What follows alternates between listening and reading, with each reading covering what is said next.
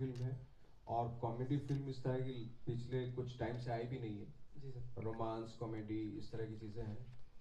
तो बाकी ये है कि भाई अगर आप आज की डेट में ऑडियंस थोड़ा कम आ रही है थिएटर में, अगर आप सपोर्ट करेंगे, लाइक हमारे जर्नलिस्ट भाई जो बैठे हैं, अगर वो सपोर्ट करेंगे तो होपफुली कि हमारा सिनेमा और लोग और देखने आएंगे और ये जो कारोबार है ये फल फूलेगा। और जोगी मतलब जुगाड़बाज आदमी है, जुगाड़ से चीज़ें बनाता है, कुछ जुगाड़ फेल भी हो जाते हैं और इसी बीच में हल्का फुल्का रोमांस भी चलता है, लड़ाई झगड़े भी होते हैं।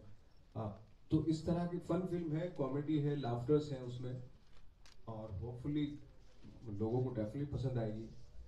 एक्सपीरियंस जो था बहुत हॉरेबल था एक्चुअली, बट कोशिश की, जो कोरियोग्राफर थे उन्होंने करवा लिया है ना। तो मैंने बोला था उनको कि भाई मेरे से क्यों करवा रहे हो, मैं डांस तो कर नहीं पाता। बोले चल तो सकते हो ना। बोले जो चल सकता है इंसान वो डांस भी कर सकता है, तो इतना इजी कर दिया था उन्होंने मेरे साथ। बाकी बहुत अच्छी डांसर तो नेहा है, अगर आप उनसे सवाल करेंगे डांस का, कि उन्होंने भी डांस किया उसमें। साथ में कैसा बहुत मजा आया। नहीं नहीं, कैसा एक्सपीरियंस आई रहा? Feel like he is very modest, he did a great job dancing and I think वो मेरे हिसाब से सबसे एफर्टलेस और सबसे चार्मिंग डांसर्स वो होते हैं जो डांस को एंजॉय करें।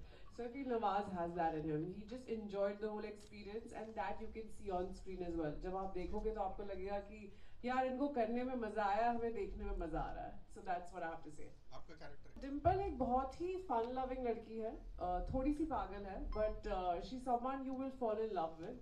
और जब मैंने कहानी सुनी तो I also fell in love with Dimple. और एक बहुत इंटरेस्टिंग डिफरेंट लव स्टोरी है बिटवीन जोगीज character and Dimple's character. Of course there is an amazing ensemble cast, कमाल के एक्टर्स है फिल्म में और स्टोरी कमाल की है। तो I think overall it was a lovely experience and I have loved working on this film as Dimple.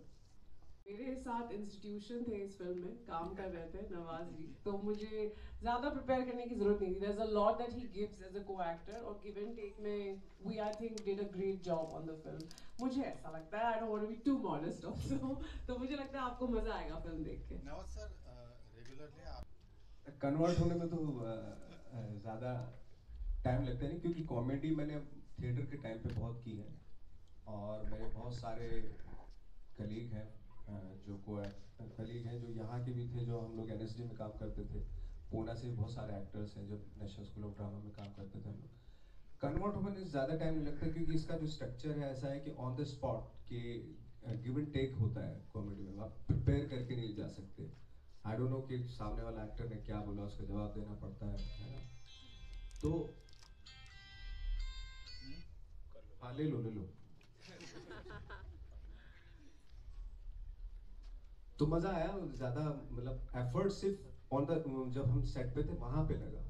काम बहुत मुश्किल है, ये बड़ा अजीब सा कॉन्सेप्ट है हमारे यहाँ पे कि रुलाना आसान है, ऐसा नहीं होता। आप खुद रो दो तो वो बहुत आसान है, ग्लिसरीन लगा के रो देता है एक्टर, वो दूसरी बात है। लेकिन ऑडियंस को रुलाना वो बहुत मुश्किल काम है, क्योंकि इतने टफ लाइफ हो चुकी है, इतने दुख हैं लोगों के कि रोना भी भूल गए अभी। मुझे लगता है कि हर टाइमिंग दोनों चीज़ों में होती है।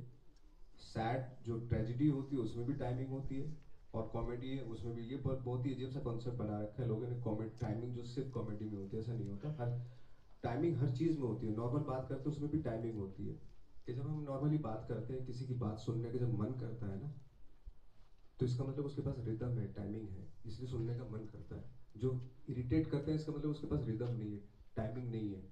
तो टाइमिंग होना तो हर जरूर बहुत ही जरूरी है, चाहे वो कॉमेडी हो चाहे ट्रेजेडी हो। डिपेंड करता है, कुछ कैरेक्टर होते हैं वहाँ पे कुछ एक्सरसाइजेस की जरूरत पड़ती है।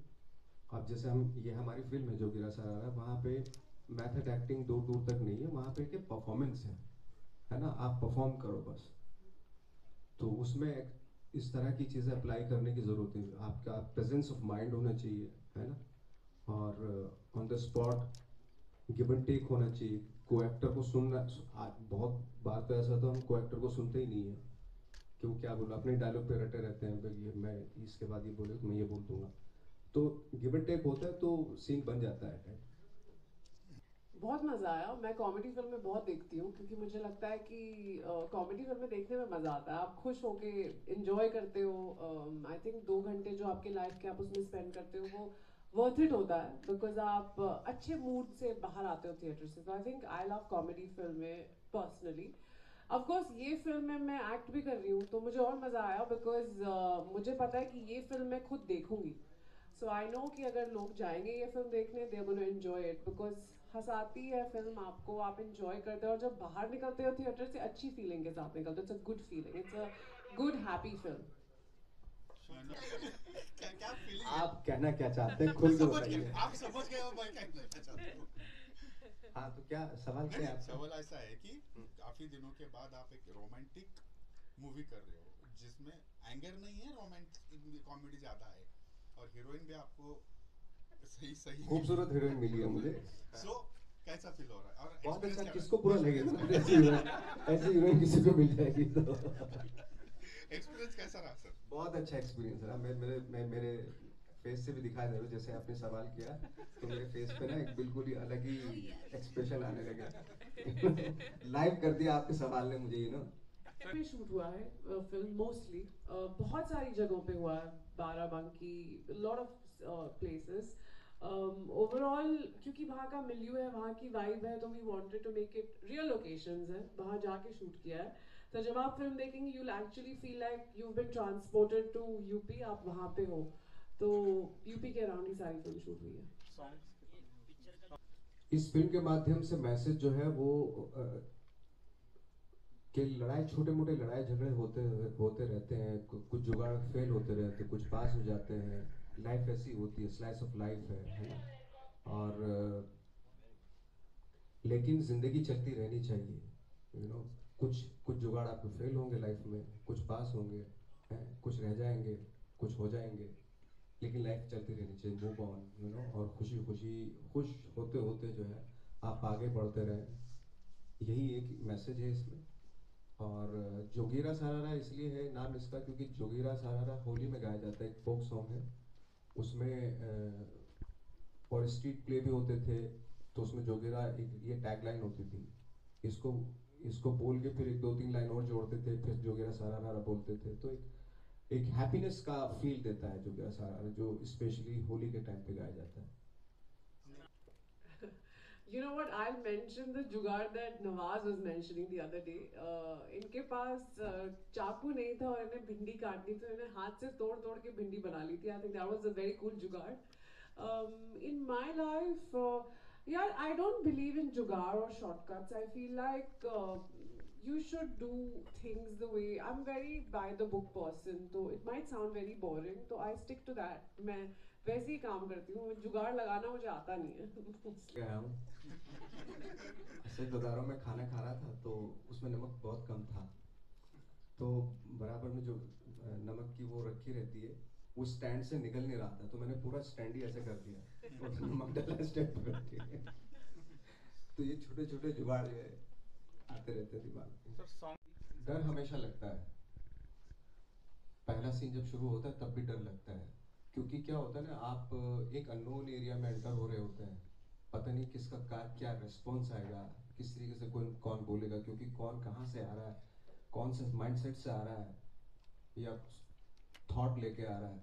जब परफॉर्मेंस कर रहे होते हैं किस तरीके से डायलॉग आएगा और किस तरीके से आप उसको जब आप देंगे, उसका हमेशा उसका बिल्कुल भी पता नहीं होता. और वो बहुत मैकेनिकल हो जाता है जब हमें पता चल जाता है अच्छा तो ये ऐसे बोलेगा और मैं ऐसे बोलूँगा. वो बहुत ही मैकेनिकल हो जाता है वो प्रोसेस, है ना. फ्रेशनेस तभी रहती है जब आप एक दूसरे को नहीं जानते किस तरीके से परफॉर्म करेगा, मैं जवाब कैसे दूंगा. तो वो डर हमेशा रहता है. इवन जब हम लोग थिएटर भी करते थे तो बीइंग्स में जब खड़े होते थे, वो एंटर होने से पहले मतलब नर्वसनेस रहती थी, है ना. वो होती है स्टेज के एक्टर्स को, हमेशा होती है. वो आज भी है वो नर्वस, और हमेशा आई होप कि वो हमेशा रहे. क्योंकि उससे क्या होता है कि आप ओवर कॉन्फिडेंट नहीं होते. ओवर कॉन्फिडेंट वो बहुत ज़्यादा बुरा होता है. अंडर कॉन्फिडेंट फिर भी ठीक है, लेकिन ओवर कॉन्फिडेंट होना थोड़ा भारी पड़ जाता है. मैंने तो कभी नहीं सोचा था कि मेरे सपने भी नहीं थे बहुत बड़ा कुछ बनने के. बट हाँ ये था कि मुझे जो भी मैं करूँ वो बहुत ही ईमानदारी के साथ, ऑनेस्टी के साथ करके आ जाऊँ. चाहे वो एक सीन का 1-2 मिनट का रोल हो, ऑनेस्टी ट्रुथ दिखना चाहिए उस कैरेक्टर का. वो हमारा था. मैंने कभी नहीं सोचा कि भाई एक दिन मैं बड़े रोल लेना चाहता हूँ, मुझे लीड रोल मिले, ऐसा कोई मेरा ड्रीम था ही नहीं। बता रहे हैं कि इंस्टेंट रिएक्शन मिल जाता है आपको, आपने जैसे भी परफॉर्म किया इमीडिएटली आपको उसका आइडिया हो जाता है। लेकिन फिल्मों में ऐसा नहीं होता। फिल्मों में जो आप परफॉर्म किया, आपको 6-7 महीने के बाद, 1 साल के बाद फिल्म जब रिलीज होती है तब पता चलता है आपने सही किया। बहुत सारे लोग आपकी परफॉर्मेंस पे, जब आप शूट कर रहे होते हैं, बहुत सारे क्लैप भी करते हैं, बहुत सारे वाह वाह क्या परफॉर्म, क्या सीन किया, बट एक्चुअली आपको खुद को मालूम है मैंने क्या खराब किया, कितना बुरा किया, कितना अच्छा किया। आपको खुद से ज्यादा आपको कोई आई थिंक जज नहीं कर सकता। खुद आप कर सकते हैं अपने आप को, स्पेशली इन परफॉर्मेंस। आपके दिल को मालूम होता है, आपकी सोल को पता होता है कि ये करेक्ट किया मैंने या नहीं किया। Any dialogue? देखिए ऐसा है, क्या था डायलॉग, तो डायलॉग भूल भी गया कि जुगाड़ हमारे पास बहुत है, 100 का काम होगा 90 में कर देंगे आधे, और जो बचे हुए 10 हैं, 5 तुम्हारी जेब में जाएंगे, 5 हमारे में, लेकिन काम हो जाएगा। इस तरह के डायलॉग है। दोनों चीज़ों की कमी है। अगर रीमेक आप कर रहे हैं तो आई थिंक या तो, अगर रियल लाइफ में देखें तो बहुत सारे टॉपिक्स होते हैं, ऐसी बात नहीं है, बट अगर आपको डिपेंड होना पड़ रहा है कि जो फिल्म बन चुकी है ऑलरेडी उसके ऊपर रीमेक करने की जो अगर कोशिश कर रहे हैं, यहाँ पे बना रहे हैं, तो फिर कहीं ना कहीं हमारे एक सुस्ती है कि आप उठ के खड़े होके आप खुद का अपना कॉन्सेप्ट नहीं लिखना चाह रहे, आप बनी बनाई चीज़ को रीमेक कर रहे हैं, वो बहुत इजी हो जाता है। इनके आई थिंक कहीं ना कहीं वो हल्का फुल्का सा लगता है कि कुछ ना कुछ तो डिसऑर्गेनाइज है चीज़ें। अगर कोई चीज़ हावी हो रही है कि दूसरी इंडस्ट्री वो भी हमारी कंट्री में है, ऐसे कोई बाहर थोड़ी है ना। तो वो लोग मे भी शायद वो लोग ईमानदारी के साथ काम कर रहे हैं, कहीं ना कहीं ऑनेस्टी है उनके लिए, तो इसलिए वो अच्छा काम कर रहे हैं। हमारे यहाँ अक्सर होता है कि पहले जैसे रीमेक आपने बताया, वैसे प्रोजेक्ट भी बन जाते हैं, पहले कहानी बाद में आती है कि इस स्टार को ले लो, इसको ले लो, हो गई फिल्म। कहानी अरे आ जाएगी, कहानी तो आ जाएगी, कोई प्रॉब्लम नहीं, पहले स्टार तो ले लो। और स्टार भी आ जाते बिना कहानी के सुने। जी तो इस तरह की जो है ये लू फॉल्स हैं जो होने नहीं चाहिए, ये फैक्ट है। बट कुछ कुछ फिल्म मेकर्स हैं जो ओरिजिनल भी बना रहे हैं और वो एक्सपेक्ट करते हैं कि लोग सिनेमा हॉल में आए, लेकिन वो अच्छी फिल्मों के लिए सिनेमा हॉल में लोग भी नहीं आ रहे। क्या चक्कर है मुझे समझ भी नहीं आ रहा। बट होपफुली लोग आए, देखें, देखने के बाद डिसाइड करें कि ये फिल्म अच्छी है या बुरी, पहले तो लोग ही आए।